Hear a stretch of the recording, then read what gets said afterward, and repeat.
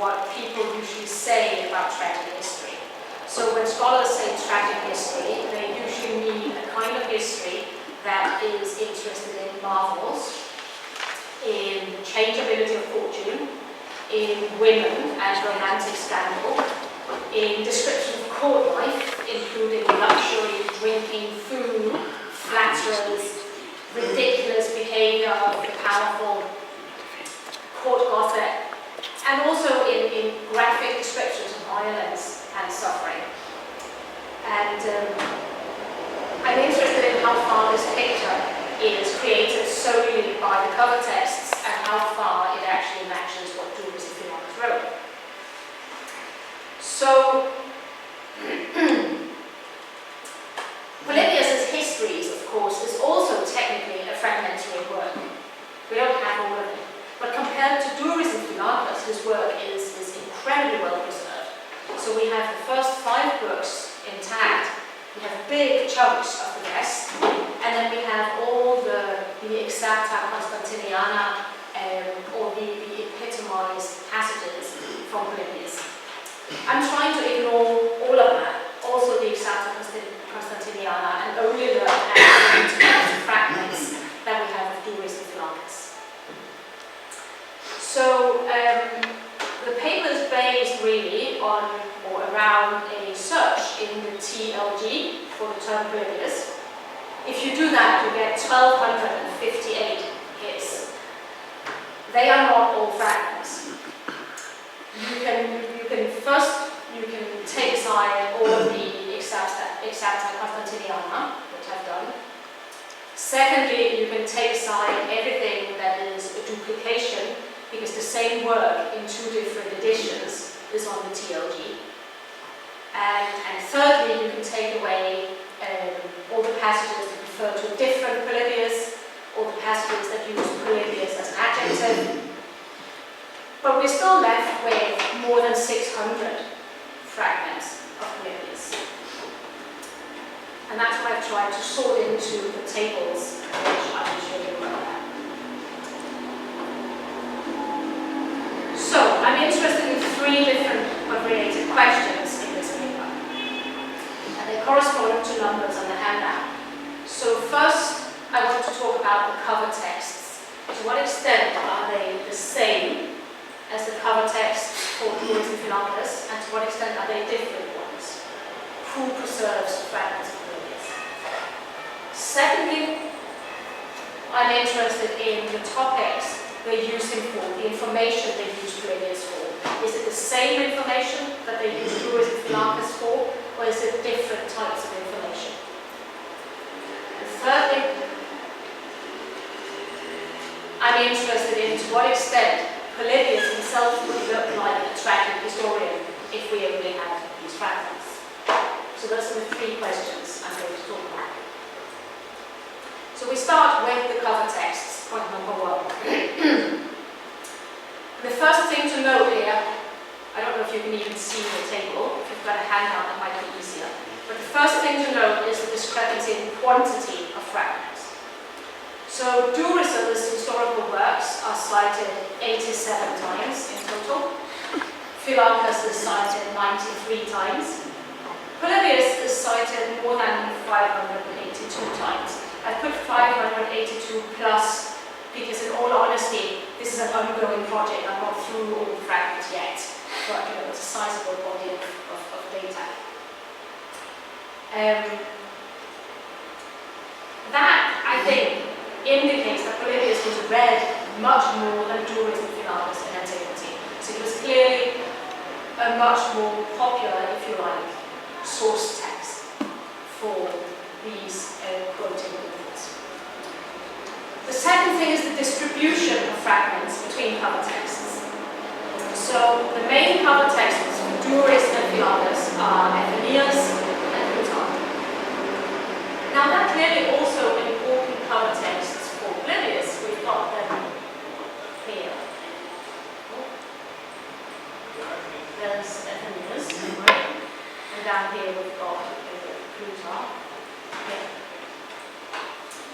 But if you look at the numbers, we've got Athenaeus preserving 36 references to Polybius, 24 to Duris, 43 references to Philocus. Plutarch preserved 16 fragments of Polybius, 12 of Duris, 11 of Philocus.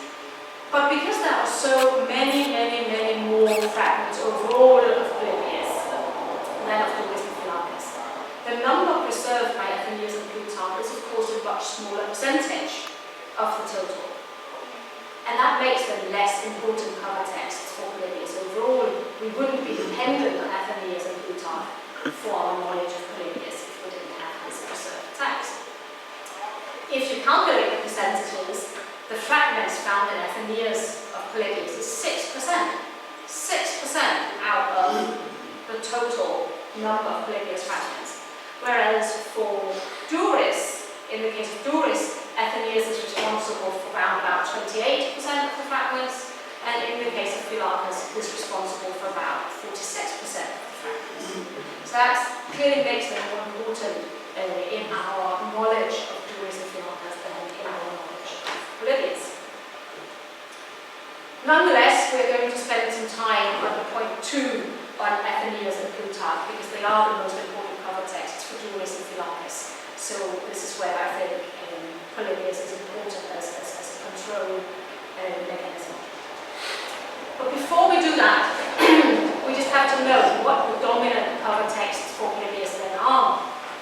So the cover texts which preserve the most Polybius fragments are, in order of quantity, the Suda, with more than 275 fragments of Polybius. Irenaeus Herodian with 95.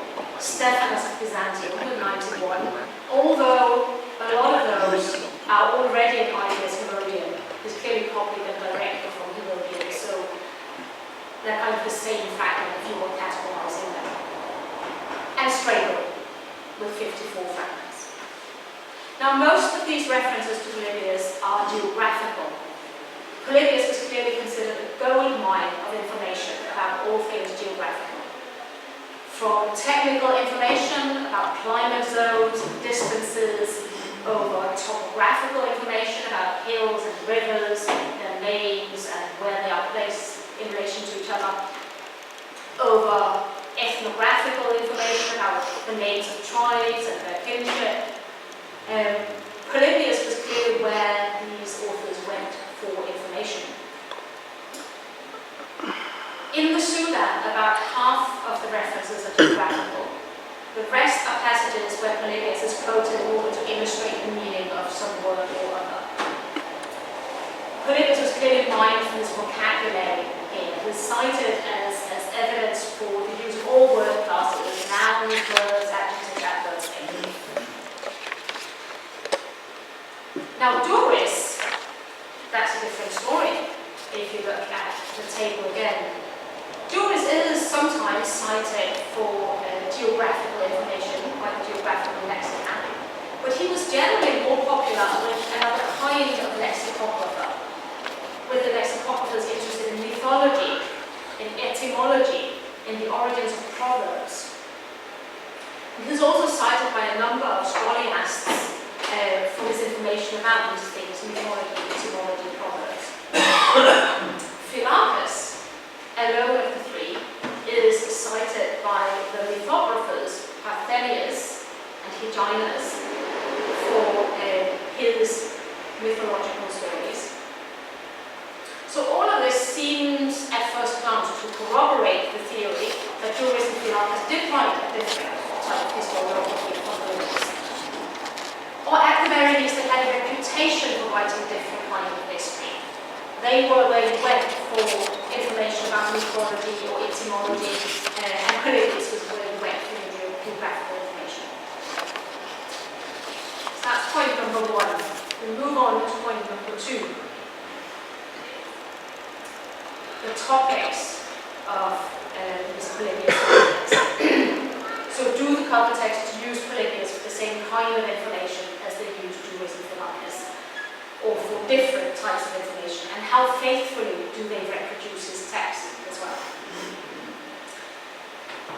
Now, for this question, from my perspective, it is most interesting we really get our information about Doris and Philakis from. So that's what I'm largely going to do. So we start with Athenaeus. You can see in the table here, you can see that I have listed Messula as the most important cover text for Polybius. We've got Stephanus of Byzantium, Iris Herodian, again important for Polybius. Then we've got Strabo, and then we've got Athenaeus and Plutarch. And I've tried to list the number of fragments covering different kinds of information here. And again, that's easier if you have a handout. It's probably quite difficult to see on the screen. But we're really going to focus on Athenaeus and Plutarch. See if I can make it a little bit bigger. So there's some overlap between categories here, I should say. When drinking and luxurious habits, some of those fragments may well be the same. When I say Athenaeus quotes Polybius for the topic of drinking 7 times and for the topic of luxurious habits 12 times, some of those may well be the same fragment. So you can tell it's a work in progress. I haven't quite decided how to divide this yet. So Athenaeus references Polybius 36 times. And if you look at the table, you can see that he references him 7 times in a context of drinking. There are 12 fragments dealing with luxurious or extravagant habits, 4 fragments concerning women and sexual scandal, 5 which concern peculiar natural phenomena, 3 dealing with flatterers, 2 dealing with slaves, 2 dealing with music, and 2 which relate anecdotes that make someone powerful look ridiculous, 2 which give the name of or some other information about a topographical feature, and 2 which quote a pithy saying in direct speech. This is a little bit worrying because at first glance this is very similar to the topics which Athenaeus uses Doris and Philakis for. So, at first glance you might think actually it is just Athenaeus, and that's clearly a large part of what's going on. It is just Athenaeus mining these works for topics to do with his own interests. You wouldn't think you would find all of this stuff in Polybius. It's not what springs out at you when you read Polybius. But Athenaeus clearly found it. However, there are a few differences in the information which Athenaeus has taken from Polybius against the information which he takes from Philakis and Doris. And I think they may well be important differences.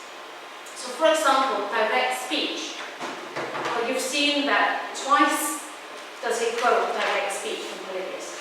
But he quotes direct speech from Philakis 10 times. Philakis is the last poem. That probably indicates that direct speech, or at least the kind of direct speech which is worth quoting, was more frequent in Philakis than in Polybius, where indeed you don't find that much direct speech.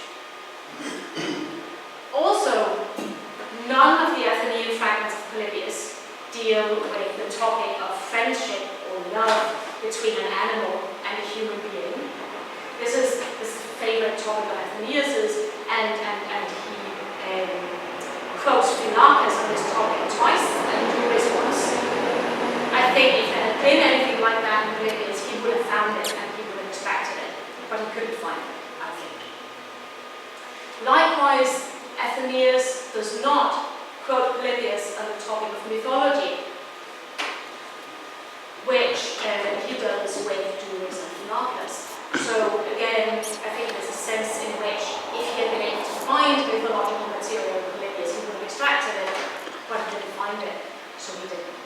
So I think he took what he could from Polybius, and it's surprising how much he could actually find that corresponds to his interests, but there were things that he couldn't find. So another issue, of course, is Athenaeus' faithfulness in reporting what Polybius actually says. And to check this, of course, we can only use the passages in Athenaeus that correspond to the preserved part of Polybius' text. For the lost books where it's exactly the same situation as with Doris and Philakis, we can't check. And that leaves us with only 10 Athenaeus passages that we can check. 10 passages which correspond to the preserved text of Polybius. In all of these, Athenaeus is relatively faithful, but he reports and quotes the passages out of context. And because the context in Polybius is usually political, military, and the context of Athenaeus is usually simple, scholastic, it does give those passages a less serious flavour, if you like, than they have in Polybius. And this is where the slides come in. I have examples here. So, first example. So Athenaeus quotes Polybius. He says, Polybius in the 13th book of his histories says that Heraclides the Tarentine was a flatterer of the Philip whose power was destroyed by the Romans, and that it was he who returned his holy kingdom. Now this information comes from Polybius.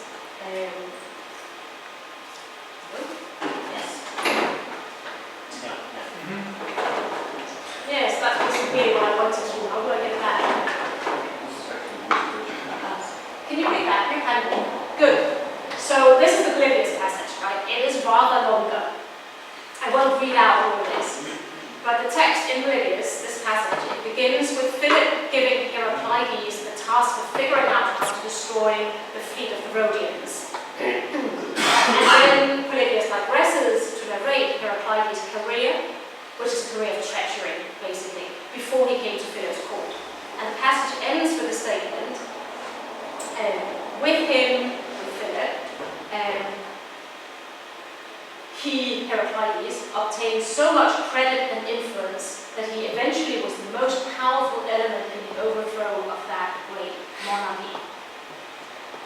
So in other words, Athenaeus' statement is not wrong, but it's extremely abbreviated, and it's extremely simplified. And because it leaves out all of this political information, Athenaeus makes it sound, if we can go back, here, this is Athenaeus' version. Athenaeus makes it sound as if Polybius is talking about Heraclides in the context of court gossip, saying he was a flatterer of Philip. And that gives us the sense that it has nothing to do with the political military narrative, which in fact it does. However, Athenaeus is right that Polybius gives a negative image of Heraclides, and he does call him a flatterer of Philip. So, next example.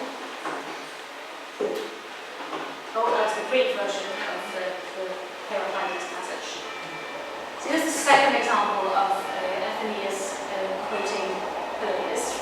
So here Athenaeus talks about Cato. It says, the famous Cato, as Polybius tells us in the 34th book of his history, was very indignant and cried out that some men had introduced foreign luxury into Rome, having bought an earthen jar of pickled fish from Pontus for 300 drachmae, and some beautiful boys at a higher price than a man might buy a field. And you've got the Greek there as well.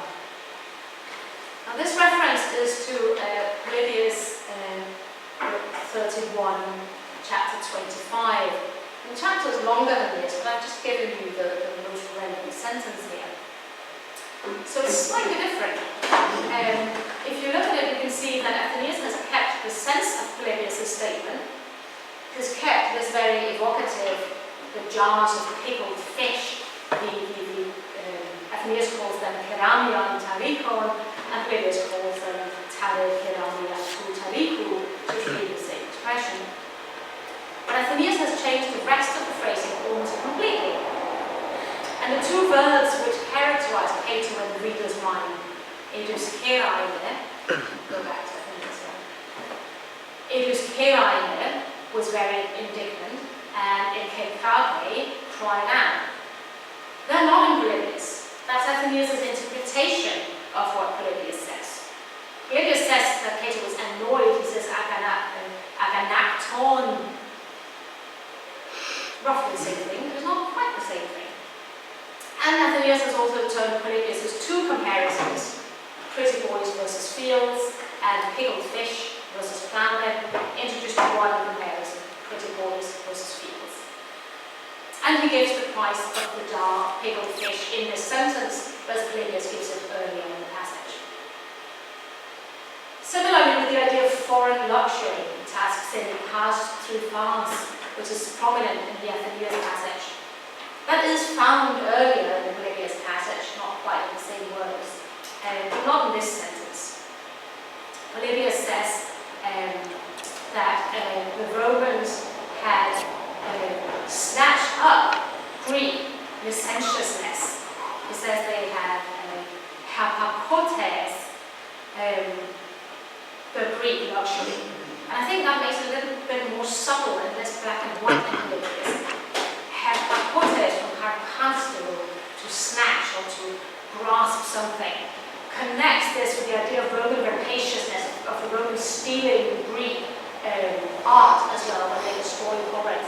So we get the sense that yes, it is, the Romans do take over Greek luxury, but it's really the fault really lies for the Romans. And we don't get any of that really in the Athenaeus passage. So these two examples show that Athenaeus very often simplifies and condenses Polybius' narrative. He doesn't really misrepresent it seriously, but he does make it look less sophisticated. He makes it look less political, military than the original, but a bit punchier, maybe, a bit more interesting. And that should caution us, I think, against assuming that when Athenaeus quotes Duris and Philonous and makes them look like they're only interested in luxury and drinking and flatterers, that that's really what their words were like. Their words could have had a similar serious context to Polybius's, and Athenaeus is condensing, simplifying, making it punchy. So when we turn to Plutarch, a different pattern emerges. Plutarch generally does not quote Polybius. So if I can get back to the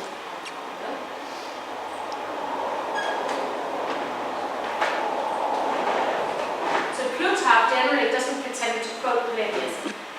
He just refers to him as a source. And these passages show a clear difference in Plutarch's usage of Polybius on the one hand, and the way he uses Duris and Philonous on the other. So Plutarch primarily uses Polybius as an authority on military or Roman matters, and he very often compares him with other sources. He also trusts him clearly as a trusted eyewitness to episodes in the lives of famous Romans. We've got some examples here.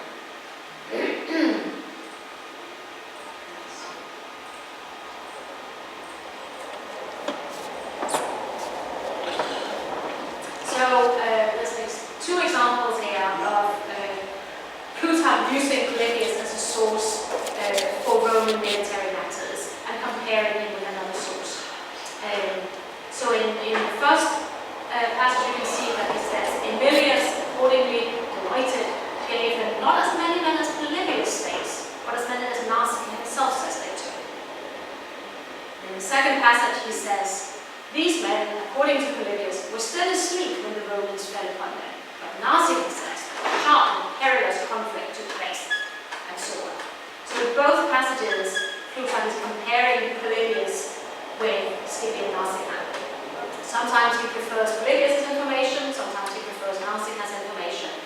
And this use is really typical of how Plutarch uses Polybius.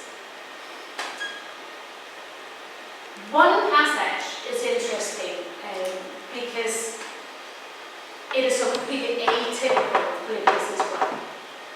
In one instance, Plutarch cites Polybius as the interviewer of the wife of a Gallic chieftain who has been raped by a Roman centurion and has been killed.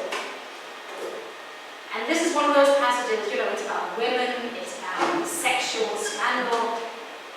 It doesn't really sound much like Polybius, and we don't have Polybius' version of the passage. But Plutarch says Polybius says he talked to her himself, and for that reason Plutarch trusts him. So if we didn't have so much of Polybius' work, we wouldn't know that this is completely atypical. We might think Polybius does this a lot, he writes a lot about women, but he doesn't really. But we can't tell, or we can only tell because we've got so much of his work. So if we go back to the table here, you can see that Plutarch uses Duris for this type of information about military matters only twice. He uses him for characterization of individual characters. He uses him for a story about sexual scandal, religious customs, mythological information. All of that is different from how he uses Polybius. He also only compares Duris with other sources twice, and in both cases, he does this in order to say Duris is not telling the truth. We can't believe Duris' version. Philakes, as you can see in the right hand, no, you can't see that. How do you get this on your screen? I have no idea. I'm sorry, I have the handout on my screen.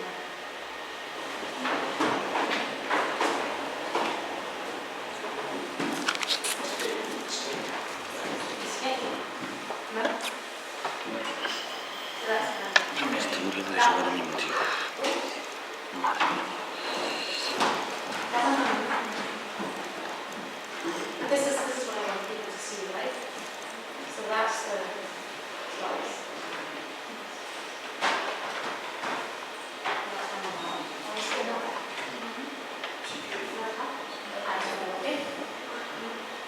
You maybe drag it over, because your cursor's coming across.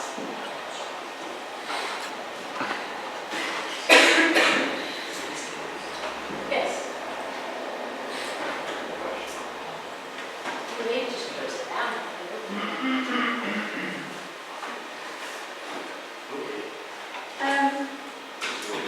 Okay. Thank you. I will see if I can get back to the slides eventually. Okay, so if you look at the right-hand column of how Plutarch uses Philakes, you can see that he does actually use Philakes for military information. He uses him for military information 5 times. He also uses it for mythological information, for stories that make the powerful look ridiculous, for direct speech, for religious customs, for incredible marvels, and 3 times Plutarch criticizes him for being unreliable. Now, Plutarch never refers to Polybius for religious customs or mythology, and he never criticizes him for being unreliable. He only compares him with other sources. So on the basis of this very brief overview, I think we can conclude that although the interests of the cover text to a certain extent determine the content of the fragment, particularly in the case of Athenians, this means that the differences which nonetheless exist between Athenians and Plutarch's use of Polybius on the one hand and of Duris and Philakes on the other hand are particularly telling. So in Athenians' case, there were topics that he could not find in Polybius out of all the topics that interested him. In Plutarch's case, he could find military information in all 3 authors. He could even find the case of a sensationalist story about women and sex in Polybius. But he did not want to use Polybius for, he could not find in Polybius information about religious customs and mythology. And he clearly trusted Polybius much more than he trusted Duris and Philakes, because he never criticizes him for being unreliable. Now, of course, because Polybius' work is so much better attested in so many other cover texts, we get a much better picture of Polybius' text overall. And most of those other fragments do reference passages which belong very clearly in the political military context. So, scroll up a little bit. If we look at what we get from the Suda, for example, we get here, you get the 133 quotations of Polybius, which are clearly coming out of a military context. So even if we didn't have the excellent Polybius text, we still get an impression of the work of historiography that was primarily interested in political and military matters. And that impression would be pretty accurate. We'd also get a sense from the fragments that Polybius could be polemical. We have 12 fragments which are references to Polybius criticizing other historiographers or geographers. But 12 is a small percentage out of the 600 plus fragments. If we didn't have Polybius' excellent text, we would never suspect the role that polemics played in Polybius in book 12, for example. We just wouldn't know. We would also not get a sense of what makes Polybius' history such a unique reading experience. We'd never get the sense of how Polybius, as a historian narrator, constantly communicates with the reader about his project, his organisation, the choices he has made. So we don't get that in Fragments. So although we would get some sense of the content of Polybius' work, we wouldn't get a full understanding of his character. And I think that's worth keeping in mind when we look at the fragments of Julius and Philaucus, which are so much fewer and really don't give us much to go by. Final point. To what extent would Polybius look like a tragic history if we only had the fragments? So in Plutarch, Julius and Philaucus are repeatedly accused of not narrating events truthfully. Specifically, he criticizes both of them for tragedizing. And I have examples here on the slides. I hesitate to open the slides again. I might not be able to get rid of them.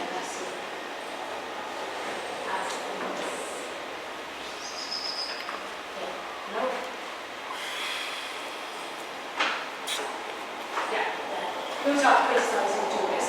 I'll leave it like that, and I don't think it'll take all the screen completely. So you see, I won't read out all of this, but you can see he says Julius of Samos over-tragedizes these events. He epitragoi dei these events. And with Philaucus down here, we have Philaucus having raised the theatrical machine. We've got it up here, we've got the horsepower in the Fragments. He raises the dramatic elements of the tragedy. And this criticism has led to these two historiographers being classified as tragic historians, combined with Polybius' famous criticism of Philaucus, of course. So if we look for criticisms of Polybius in this man and our texts, we're disappointed.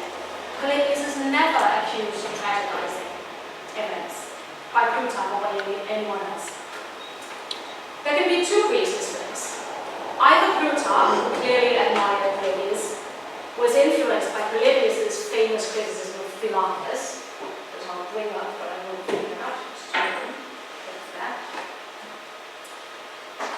So Plutarch might be influenced by this criticism by Polybius of Philaucus for mixing up historiography and tragedy. And he may have thought this applies equally well to Julius. Or Julius and Philaucus really did write differently. They really did write in a different style from Polybius. I don't think those two reasons are necessarily mutually exclusive. Maybe they did write in a different style, but the reason Plutarch calls this style tragic is that it's influenced by what Polybius says about Philaucus. The only thing I particularly want to point out here, this is my next point, is that Polybius criticizes Philaucus of wanting to invoke pity in his readers. He talks about Irene, and he says that has no place. Well, there's a bit more nuance than that. But the criticism is Philaucus is trying to invoke pity in the readers. Now, the closest we get to criticism of Polybius for this sort of thing is actually in Strabo. So Strabo's reference to Polybius' account of the fall of Corinth. Let's see if I can give you this. Yes, we've got it on the screen already. It's this passage. And you can see, if you look at the underlying part, that Strabo says that Polybius speaks in a tone of pity. He doesn't use Elion, he uses auditors. But still, that is the same emotion. It's the same emotion that Polybius blames Philaucus for trying to invoke in his readers. And it's under very similar circumstances. So Philaucus was narrating the fall or the sack of the city of Mantinea and trying to invoke pity in his readers. Polybius was narrating the sack of Corinth and trying to invoke pity in his readers. Now both narratives are lost. We don't have Philaucus' narrative, we don't have Polybius' narrative of the sack of Corinth. I would love to compare those two. how different or similar they are, I can't. A couple of other passages in Polybius, very short ones, or references to Polybius rather in the context, seem to be passages which could belong in a tragic history context.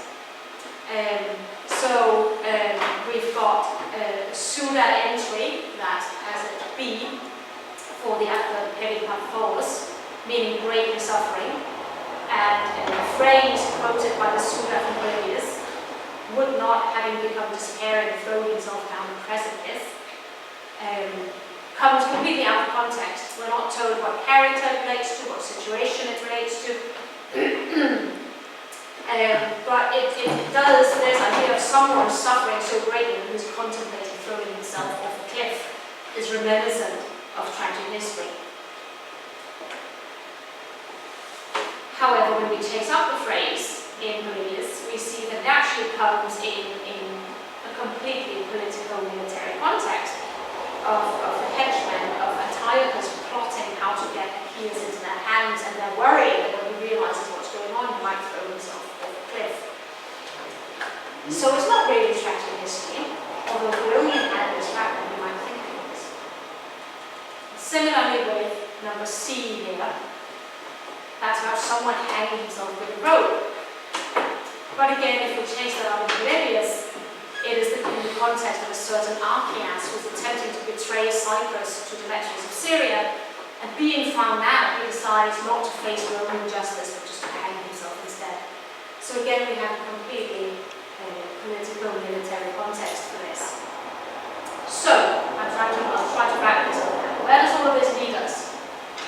Well, I think we've established that if we only had fragments of Polybius' histories and not the extant text, the fragments would give us a pretty good indication of the political military nature overall of the histories. We might think there was a bit more tragic history in it, but we would know that it was predominantly about political and military events, I think. But it would give us a very poor indication of Polybius' narrative style.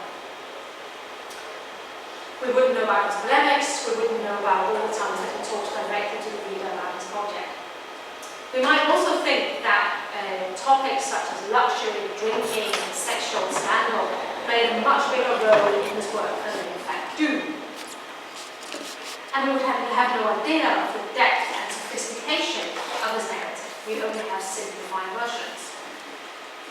So when we transfer this knowledge to Jules and Philonous, it leads to some fairly worrying conclusions, or worrying for me because I'm trying to establish what their works were like.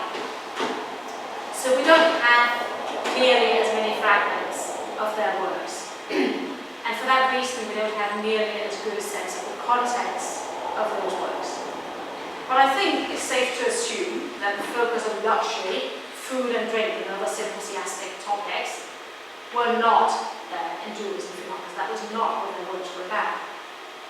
As with Polybius, those pieces of information are likely to have been extracted by Athenaeus in order to fit his interests, not those of his sources. We can also see from the examples I just gave of references to Polybius, which might look like a tragic history, that not every reference that seems to refer to something tragic in Jules and Philonous is necessarily a sign that they wrote some kind of emotional, unserious history. It's worth noting, however, that some topics do seem to have appeared in Jules and Philonous which were not part of Polybius' text. And they are perhaps among some of the topics that modern scholarship finds the most frivolous. So friendship or love between human beings and animals doesn't seem to have been part of Polybius' text. Mythological stories, supernatural marvels, they seem to have been in Jules and Philonous but not in Polybius. I think that indicates that there was some difference between what Polybius thought it was appropriate to include in a work of history and what Jules and Philonous thought it was appropriate to include. But I don't think this should condemn Jules and Philonous as historians. Herodotus included stories of friendship between human beings and animals. He included mythological stories, religious customs, supernatural marvels. who must have been Timaeus, who must have been a well-respected historian for Polybius to make the effort to spend all of book 12 polemicizing against him. So perhaps Polybius is the odd one out, or perhaps there were two different ways of doing it, one Herodotean and one, for that such question, Thucydidean or Polybian. Overall, though, I think the differences in type of content between Polybius on the one hand and Duris and Philonous on the other was perhaps one of degree rather than one of fundamental nature. As for tragedizing, which Duris and Philonous are criticized for, I kind of wonder if that's also really a difference of degree rather than nature. If Polybius could be attracted when he wanted to, I can think of certain passages in Polybius that are quite emotional. Maybe Duris and Philonous were emotional more of the time, or more often, but Polybius could be emotional as well when he wanted to. So what mainly emerges, I think, from the comparison of the fragments is that Polybius was much more respected, much more read than Duris and Philonous. That's signified both by the larger number of fragments and by the respect with which the cover text reference him. And that may mean nothing more than that Polybius wrote about Rome and Duris and Philonous wrote about inter-Greek warfare, which had lost his interest already by the time of Plutarch. Or it might mean that Duris and Philonous wrote a different style of narrative that was more dramatic, more vivid, more emotional, which its detractors called tragic.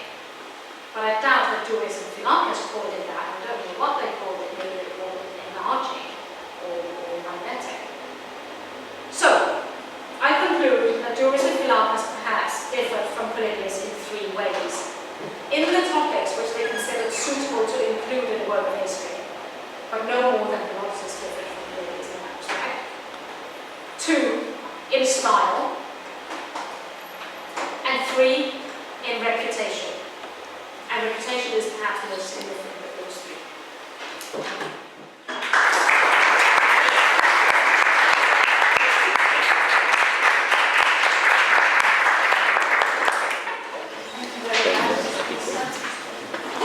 Well, I assume there are many questions.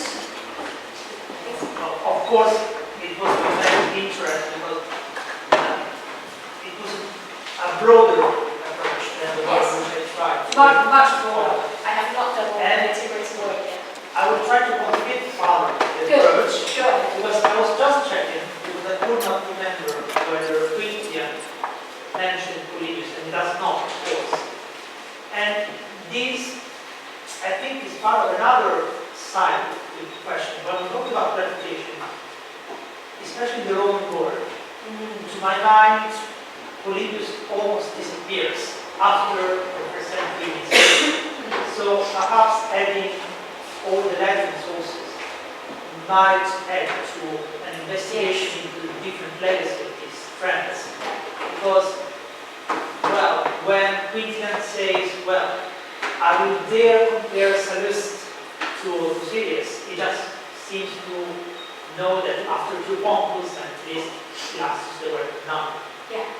Well, Dionysius of Parnassus, of course, says that, no one would bear to read Polybius to the end because his style is so awful.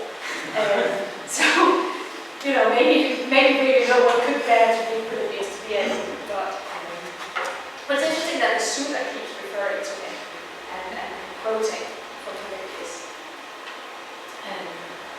But yes, I think the whole idea of reputation is perhaps much more important than we normally give it credit for in how we construct or reconstruct these authors.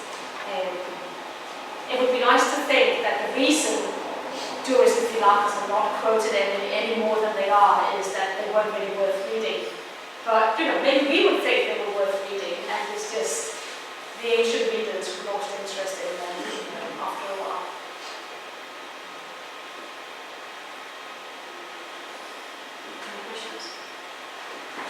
Is there a systematic preference for certain books of Polybius across the authors that quote him, or is it random?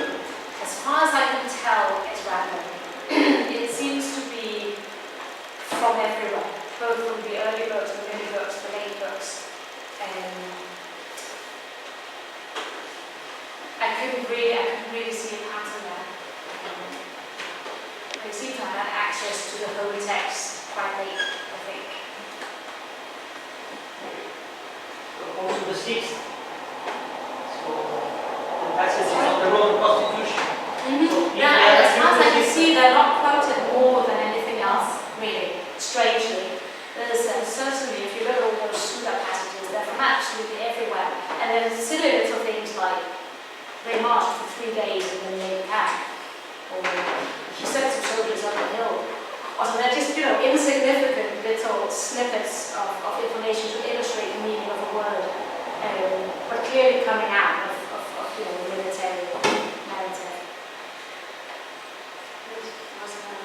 Thanks so much. It was very lucid and interesting paper. I was wondering about this business of tragedizing and the way that it's applied to Jerusalem Philarchus, and whether or not you've thought about Agatharchides. Oh yes, I'm working on Agatharchides. Yeah. But the Fragments of Agatharchides, that's a completely different story. So that's why it's not included there. Yeah, I think Photius says that about Agatharchides as well. It's also pretty obvious what he means, I think. Okay. I mean, Agatharchides' text, as we have it in Photius and Parallel Dialogues, is very tragic. It's very vivid, it's very emotional, it has all these graphic descriptions of suffering and violence, has changeability of fortune, marvels. I mean, it kind of lives up to all of this, but it's also quite a serious narrative, and it probably came out of a serious political military work. Yeah, I agree. But I was just going to say, because it seems like his reception in, let's say, Diversitas, whatever, is different from the way that we see Philarchus and Durus. So, like, why are Durus and Philarchus kind of pigeonholed and not Agatharchides? I don't think Agatharchides was much read. I think is the answer. I think Philarchus was much read for a while. I think that's why Polybius takes the trouble to criticize him so viciously. I think Philarchus' work was probably the standard work about that particular time period. And Polybius wanted to replace him, so he needs to criticize him quite fiercely. And no one seems to have felt that need with Agatharchides to that extent. So it's like a horrible instance of reviewer number 2 in I think it is. Yeah, I think that's pretty horrible, I'd say. Yeah. But yes, particularly if Polybius' own account of the South of Corinth was actually similar, I would love to read that. Maybe that's why we don't have it. I don't think Because like Abydus, like that one's, oh yes. it's pretty, so maybe people are like, oh no, he'll look like a hypocrite if anyone can read this, we have to get rid of the South of Corinth. Yeah.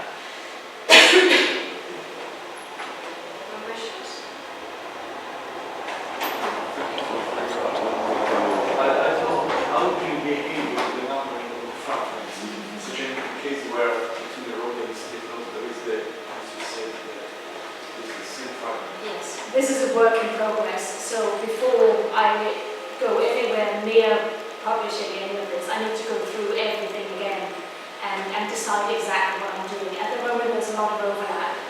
And there's a lot of instances where, particularly in Stephanus of Byzantium and in the Suda, where there seem to be several fragments of Polybius clustering, although they only mention this work was named once. So you can kind of count maybe more fragments than the named ones. All of that is a big question that I haven't really had time to look at yet. For now, I was mainly interested in, as Salvatore said, the sort of broad brush strokes of how does this look different from the use of Philarchus.